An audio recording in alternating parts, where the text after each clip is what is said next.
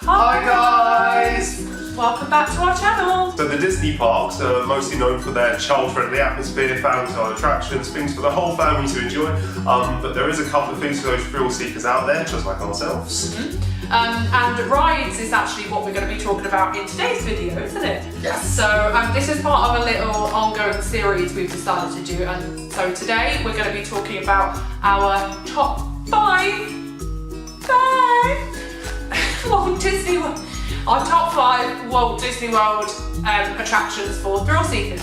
So first in at number 5 we have Seven Dwarfs Mine Train. This ride is one of the most recent additions to Walt Disney World.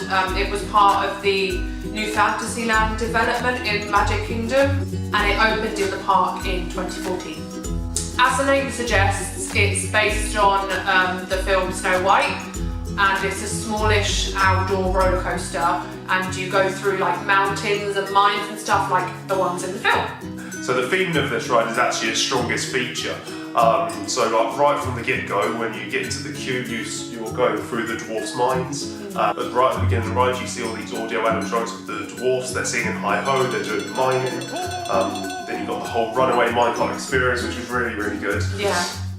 Then again at the end you see some more audio animatronics of the dwarfs. This time they're singing silly song, like you stop outside the cottage and then you look through the window and you see them all in there singing and dancing and things. Yeah, that was pretty cool, wasn't it? Yeah. And actually some of the animatronics used in that were recycled from Snow White's Scary Adventure, Yes. which was the ride that was in Magic Kingdom that was Snow White themed before, which is quite cool. So it's like another example of Disney always like, or tries to like reuse some of the stuff they've used before. Yeah, but the theming's really good though. So when you actually go, when you're going around the track, you go through the side of the mountains. Every like an actual mine cart and the actual mine, like the mine track. I think it's really cool. So in terms of thrill rides, this one isn't actually very like adrenaline charged. It's actually quite a small ride. It only goes like 34 miles per hour. There's no massive drops in it. It goes very smooth around the corners and everything. Just in general, it's a very smooth, child, family-friendly ride. But the thing that actually like manages to get it on this list in the first place is purely the theming of it. Yeah, the theming is so good. Yeah, it's another example of Disney theming done right. Yeah. I really like the theming for the whole of this roller coaster as well. Like, I really like the animatronics and the scenery and the fact that like you're in a minecart and stuff as well. Like you said, I think the theming is done exceptionally well, even for Disney. Yeah, true. Yeah, probably the worst thing about this ride is actually the queue is always massive. Like the queue is, I don't think it's justified. The length of the queue is always at least over an hour long. But yeah, it's probably something that if you can, always get a fast pass for it. Yeah, definitely. Or try and get there first thing and literally leg it like you have never legged it before, because I'm sure there's a lot of people doing the same thing. Yeah. But I guess it's still fairly new and it's just really, really popular, isn't it? At number 4, we have Space Mountain. Sound like Darth Vader. So this ride is pretty much a Disney icon. There's one in every single park in the world except for Shanghai. It opened in 1975 at Walt Disney World in Florida. Was so massively successful that they started constructing one in California almost immediately after, so that opened then a couple of years later.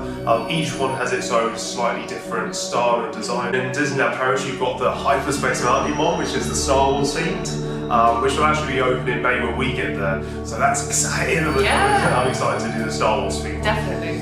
So this is an indoor roller coaster with the kind of storyline that you're an astronaut being like blasted off to a distant planet. And as Disney do to make it as authentic as possible, they actually hired an astronaut as like a consultant to make sure that it was as authentic as possible. So that's like a really cool touch. Yeah, so things like when you're going through the queue, it's like you're go through your entry procedures, go to the rocket ship, and then you've got the safety precautions, like the health and safety is the safety precautions as if you're an astronaut. So they keep it fairly consistent for the whole time that you're going through there. The carriage itself you're in is like a rocket ship, and my favourite part of the ride is right at the beginning when there's loads of like whooshing noises and like light shining and it goes doom, doom, doom, and it gives the illusion that like you're going really fast and like really high up, which is really cool. Then you blast off into outer space, so you shoot off like, it seems like you're going like incredibly fast. Then you go, you start like shooting through the dark space. You go up, down, left, right, and then you go back on yourself. And then you got the wind rushing through your face, and you're speeding along, and everything is so exciting. But it's all an illusion, actually. Yeah. You don't actually run that fast. It's actually one of the slowest rides at Disney. Well, one of the slowest like roller coasters. Yeah. Yeah, it only goes about 28 miles an hour. I think it is, so it's actually incredibly slow, but it's all part of the illusion. So they got like fans going in your face, and then because you're in darkness, you can't sort of focus on landmarks as you're going. So it's sort of your brain gets tricked into thinking that you're going. Your brain's always trying to play catch over what you're actually doing. Yeah, it's quite trippy actually when you think about it, isn't it? Yeah. I thought this was so fast. Yeah, but it's just sort of the genius on the Imagineers part. In at number 3 we have Expedition. Right, so Expedition Everest opened in 2006. It's in Asia and Animal Kingdom. Pretty exciting ride. Actually the most expensive roller coaster in the world to date. Cost $100 million to build. Like, I can't even get my head around that. I've got it for years. It took years to design and to build. But for that price, it better be damn good. So this is an outdoor roller coaster where you venture through the Forbidden Mountains. You're a little exhibitionist, sort of venturing through, like going up Everest. So you start whooshing through its caverns. You're going up to 50 miles an hour, you go forwards, and then so when you get to the edge of the track, you're going to fly off the edge, but then the last one you stop, and then you start falling backwards, then you got plunge through the darkness, and then you get tapped by this massive Yeti, and he's like 25 foot tall, he's like all the way up there, and you got to swoosh through his legs, and everything is like so exciting. Yeah, he was actually so big that Imagineers had to build the mountain around him. Yeah, so it's sort of like put him first and built the whole attraction around him, otherwise there's like no way to squeeze him in otherwise. But he's pretty massive. Apparently he was meant to move as well, but because he was so big and so heavy, when he started moving, the ride started to break. So he doesn't move anymore. So the theming again for this ride is really, really good. And the Imagineers for this ride actually went to Nepal to try and so get a better understanding of the whole myth around the Yeti. Yeah, so apparently it's like a real Yeti that is like a legend in Nepal. So when they went to Nepal, they spoke to loads of Nepalese people to try and get an idea about what the legend was actually about. And they brought back loads of like memorabilia and stuff about this Yeti. Yeah, like loads of artifacts of the Yeti itself. Like, I think there's one bit they've got like a Yeti foot. Sort of, and it's like, it's all like scattered throughout the queue when you get there, so you feel like a little adventure ready to go, sort of like when you're like hiking up the mountain. Yeah, even when you have a fast pass for this ride, you still like walk past a couple of artifacts. Like a lot of the time when you have a fast pass for a ride, you just, skip that kind of theming aspect. Completely, like in like Peter Pan's Flight, for example. But with this one, you do still get a feel for it, which I think is nice. So the theme works really well to proper set up the adventurous aspect of the ride. You feel like you're actually going to adventure up it. But this is one of the proper thrill rides at Disney. So it's really fast, going up to 50 miles an hour. It's quite large. It's one of the tallest rides at Disney. It's just shy of 200 foot tall. I really like a good roller coaster, something that's proper fast, with an adrenaline charge and everything, proper get your heart going. So this is one of the best ones for that, actually. So when you're sort of visiting Mickey, you're trying to do one of the family things, but this is a really good way to sort of get away from that, do something a little bit more adventurous. And it's a really popular one actually. So it has been around for a while. So like we said, it opened in 2006, but it's still really, really popular and tends to have really long queues. So this is again one that you should fast pass if you can. Yeah, it has actually won like several awards for being like best roller coaster of the year. Loads of times, and that probably doesn't help with like the queues being massively long. Yeah. So all in all, really good, really exciting ride. Definitely recommend it if you get a chance. At number 2 is Aerosmith. The story for this is that you're doing a backstage tour and then you see Aerosmith doing a record of their latest album. Then turns out they're well late for a gig, so last week they decided to sort of tag along with them. But the problem is everyone's running really, really late. So they're like, oh no, they grab a limo for everyone. You then get in the limo, which is the carriage or whatever. You sit there, then you blast off, you shoot around LA, you go through the Hollywood sign, then you like shoot around with the landmarks. which is all very exciting. The whole time sort of blaring Aerosmith in your ears and everything. You've got like 5 speakers, you've got sort of 4 by your head, then you've got 1 underneath your bum that's up on the front of the chair. But then the track itself is really good for an indoor roller coaster as well, because usually indoor ones can be a bit boring because they don't have the space to do anything adventurous with it. But the track for this one's really good. You do nearly go upside down a few times. I'm sure you do go upside down. Does it feel like it? I think right at the beginning when you shoot off really fast and everything, you do like this massive bend between you, so almost come back and nearly go upside down. Oh. But you don't quite get there. It's been open since 1999 and it's located in Hollywood Studios right at the end of Sunset Boulevard. So it goes really, really well with the theming of Hollywood Studios. And the one in Disneyland Paris, which we are going to be seeing in about 20 days. That one opened in 2002. Yeah, which I think is meant to be the fastest ride in Paris actually. Or sorry, the fastest ride in France. Really? Yeah. So this is actually one of the faster rides at Walt Disney World as well. At the start when you have the rocket start, so it gives you the little countdown, it's like 3, 2, 1, rock! And then leaves you hanging for like half a second. Yeah, and then it takes like this great photo start of you, and you just see everyone's face was like at the beginning. So you shoot from 0 to 60 in I think 3 seconds, which is pretty fast. So you actually get sort of 4.5 G's of G-force. They compare it to astronauts, saying that it's more intense than the G-force of an astronaut when they're in a space shuttle launch. I really love this ride, and actually the beginning is probably one of my favourite parts of it, just where it leaves you hanging for that couple of seconds, and you think everything is going to be okay, and you're not going to be, and your brain's just going like a million miles an hour, and then you just like shoot off, and then it's over in like 5 seconds. So yeah, as I said before, I was playing music as you were sort of racing around the track.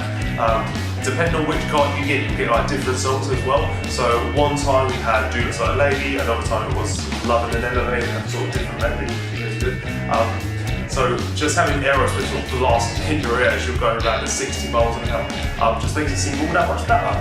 The gift shop for this ride is really good as well. They have quite a lot of merch in it that's unique to the ride itself. So they have like rock Mickey stuff, so they have like mugs and t-shirts and stuff that's got like Mickey sort of looking like Slash, which is quite cool, and like some earrings and stuff that they don't have in other shops, and like Aerosmith t-shirts and stuff like that. Yeah, I really like the merch of this shop actually. So like I said, you've got all the Mickey Mouse mugs and drumsticks and guitar picks and everything. It's all really good actually. We've got a couple of things from there. Yeah. You know, number 1 we have the Twilight Zone Tower of Terror. This ride opened in 1994, so just like a couple of years after Rock and Roller Coaster, and it's actually located right next to Rock and Roller Coaster as well, isn't it? In Hollywood Studios. Yeah, so a stone throw away from it. Mm-hmm. It's kind of eerie theming, and the real aspects of it meant that it just had to be at the top of our list. Yeah, like you said, the theming really eerie, really spooky sort of things. Like definitely our sort of thing. Well, probably more your sort of thing than the scary aspect. Yeah. But, like the first time I went on this, I was just. But it's an amazing ride. So. Yeah. You know, I love the whole sort of spooky, creepy sort of thing. So I love everything sort of in extremes. It either goes like it's either Disney or sort of cheerful, or it's sort of like extreme horror sort of thing. And this sort of satisfies both things for me. Sort of the eerie, spooky aspect of it. And there's a whole massive story behind the ride as well. So the story is that this is like a lost episode of the Twilight Zone, which was an old TV show. Yeah. And at the beginning of the ride, like before you've even really got in the queue, you see the kind of creepy exterior of the building. Yeah. Actually get to the queue as well, you actually have to kind of go out of the way. So you go down Sunset Boulevard, and then you go around to the right sort of thing, so you go out, so it is, you have to tuck around behind Hollywood Studios to be able to get into the queue. Yeah. So you sort of separate yourself from the rest of the park. Yeah, so you feel like kind of isolated as well a little bit, which probably adds to how scary it is. You walk into the building itself, which is called the Hollywood Tower Hotel, and there's like dust all over everything, and it's like the lobby or the reception area of like an actual hotel. That's the concept of it. You either get the idea that guests have either left or they've been sort of taken away. So yeah, so it's sort of like frozen in time. Yeah. But then you've got sort of like the eerie soft jazz sort of going around the music, and then sort of when you go through, and it's really good feeling. Yeah, the cast members that work on this ride are bellhop, so they've got like these really cool red outfits that completely go with the theming of the ride as well. Yeah. Oh yeah, and how they behave as well. Their attitude is different to on all the other rides. Yeah, so normally like you're going around Disney and everybody's like ridiculously happy to see you, and their customer service is like the best in the world. But the idea with Tower of Terror is that they're not so nice. It's more that their attitude is more sort of dead towards you kind of thing. And they try to be more emotionless in their thing, in their delivery, because it then just adds to the tension of the ride. Yeah. So I suppose the actual ride starts when you go sort of into the library, you go behind this bookshelf. And then when you're there, you sort of see on the video and they play to you this unaired episode of the Twilight Zone. He explains sort of the story of the ride and how the backstory of the hotel, and how he sort of eerily hints that you are now part of this story, which is really good actually. And then you go through the other side of the bookcase, you go down into sort of the boiler room where you've got sort of this steam, the smoke going everywhere, and there's the sound of it like and everything's going off, and it's all sort of it's really, really well done. It's like a good feeling again. So it sort of tries to sort of trip you out a little bit. So then you get split off, and then you queue up to go into the actual lift, which is where the real ride begins. So then the cast member gestures everyone onto ride, and you start going up. So the first time I went on this ride, I knew what the concept was. I knew that you'd drop, but I didn't actually know when it was going to happen. Yeah, like I didn't know much about the ride either. Like when I heard it was like a lift that drops, I thought like you might be strapped to the wall or something. So when there was like rows of seats, that was a surprise for me. And also like I didn't know when it was going to drop either. Yeah, we didn't have any spoilers. So the whole time that you're going up, it's just so much tension, all this suspense, and before it drops, there's a couple of stops that it makes. I won't spoil it too much, but there's a few things that happen before.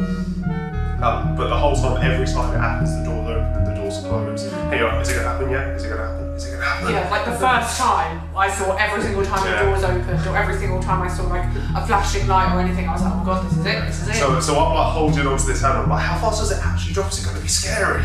So I'm like holding onto this little handle beside me, it's like, is it going to happen? And then I just look like an idiot because I'm holding it, waiting for it to drop, and it doesn't happen. But then, so it does these few different things. And then suddenly, out of nowhere, it just goes, you fly down, you go really fast, you go 39 miles per hour. Feels a lot faster though. Definitely does, yeah. Yeah, because you're falling faster than gravity, so you fly out of your seat a little bit as well, sort of thing. And then you take your bag, so you see your bag just go. So it's really good, obviously you go up, then you go down and up and down, and do it quite a few times. It's different every time you go on it as well, which is quite cool.